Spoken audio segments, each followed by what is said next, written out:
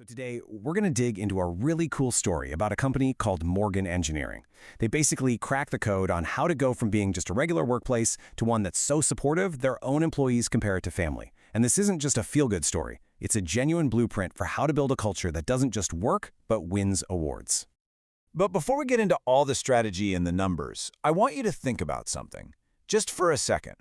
Forget the mission statements you see on the wall or the official company handbook. What does a workplace that is genuinely, truly safe and supportive, what does that actually feel like?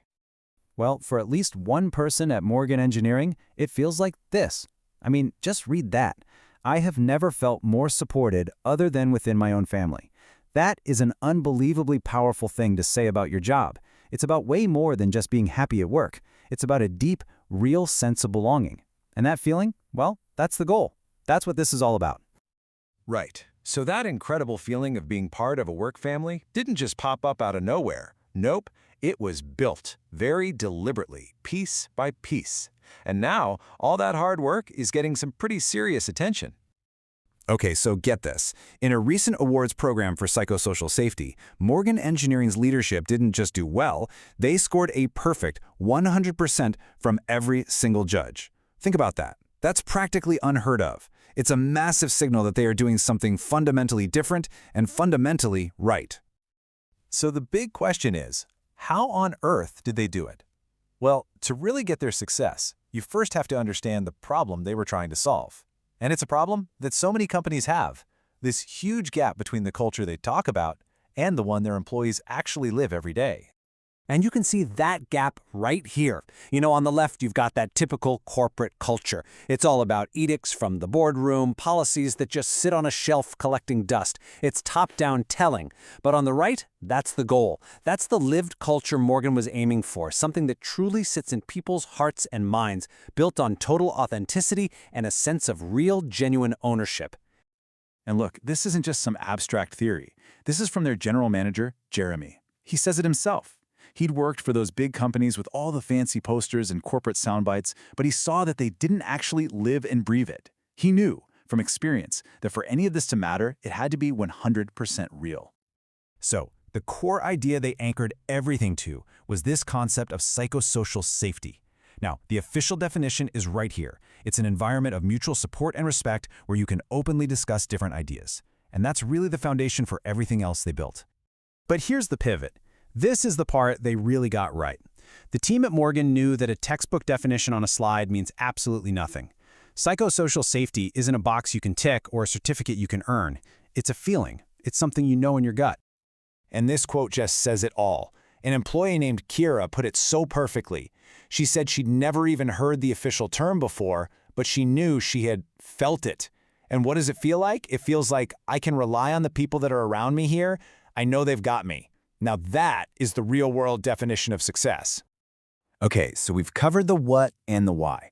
We get the feeling they were going for. So now, let's get into the nuts and bolts. What was the actual playbook? How did they make this feeling a reality for their team? They were actually super methodical about it. First, they built a common language. They defined ideas like radical candor, which is all about caring personally while you challenge directly, so that everyone understood the goal wasn't just obnoxious aggression. Second, and this is so important, everyone, from a brand new apprentice to the top managers, went through the exact same training, and the GM, Jeremy, developed and delivered it himself to make sure it was authentic. Third, they all created a culture commitment charter together, so everyone was bought in. And finally, the leaders walked the walk. They modeled the tough, authentic conversations they wanted to see. This quote from Jeremy really gets to the heart of it all. He basically says, look, anyone can make a decision between what's obviously right and obviously wrong. That's easy. True leadership, he says, is navigating the messy middle, those really tough calls between two right options, and doing it with clarity and conviction. So what happens when you pour this much time and energy into your people? Is it just about creating a nice, warm, and fuzzy place to work? Or does it actually, impact the bottom line? Let's take a look at the results. The big idea here is simple, but it's so powerful. Investing in your people and creating a psychologically safe workplace isn't just a nice to have. It is just plain good business. And you don't have to take their word for it. The numbers scream it. When this whole journey started 6 years ago, Morgan Engineering was an $8 million business. Today, it's a $35 million business. That's not just growth, that's an absolute explosion. And the leadership team points directly to this cultural shift as the reason why. But honestly, the money is only half the picture. The human impact is, in some ways, even more impressive. They're seeing people who are more present and engaged, not just showing up. They have a really high rate of employees who leave for one reason or another and then actively come back. They're even attracting skilled workers from overseas because their reputation is so good. They're building what they call a coalition of the willing, a group of people who are all in on this journey.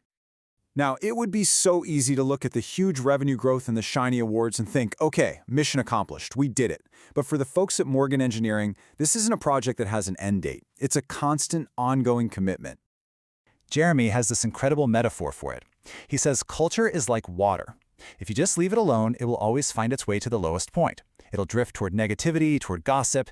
You have to actively, constantly pay attention to it to keep the level high. So the big takeaway here is that the work is never, ever done. To protect this amazing culture they've built, they believe you need what they call a chronic unease, which is really just a healthy vigilance. Winning an award isn't crossing the finish line. It's just a milestone that reminds them that as they get bigger, the job of nurturing that culture is more critical than ever. And that kind of leaves us with a final question for you. Using their metaphor, what's one wedge, one small action, one tough conversation, one little change that you could place in your own workplace to start raising that water level of your culture? What's the very first step you can take to make where you work feel just a little bit more like family?